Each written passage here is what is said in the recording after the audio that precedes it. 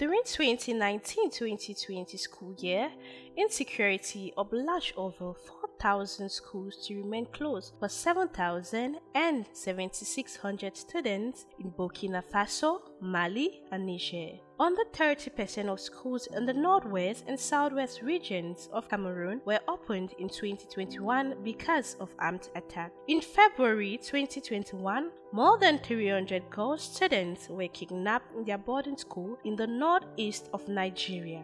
Armed conflicts, therefore, deny and even destroy the fundamental right to education for children, especially girls. 11-year-old Khadija was forced to drop out of school with all her classmates.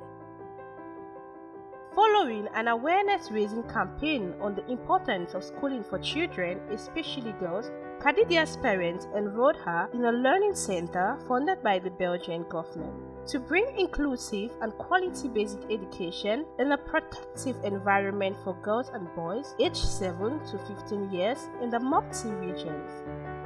13-year-old Rayanatu was forced to leave her school by armed group. With the support of her uncle, Rayanatu now attends one of 200 schools, benefiting from the girls' access to a safe and timely school education project supported by the Strom Foundation and the Canadian government. The project aims to strengthen the rights of girls like Rayanatu to safely complete their education while supporting internally displaced people and host community.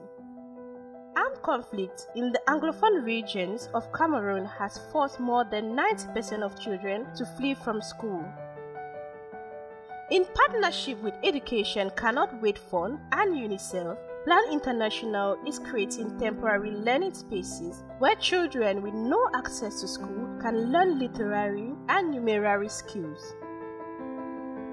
In Nigeria, around 75% of the children in the northern region have never stepped into a classroom, mostly because education and safety are threatened by incessant kidnapping of students and girls, some of whom are forced to become wives of the insurgent.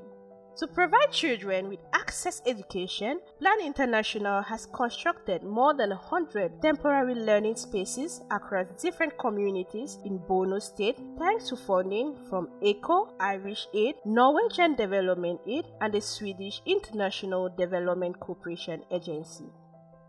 There is too much to be done to ensure schools are safe from conflict and children free to attend schools in a secure and conducive environment. These and many instances of attack on education, especially in the Central Sahel, the Lake Chad Basin, and the Northwest and Southwest regions of Cameroon, demand urgent action.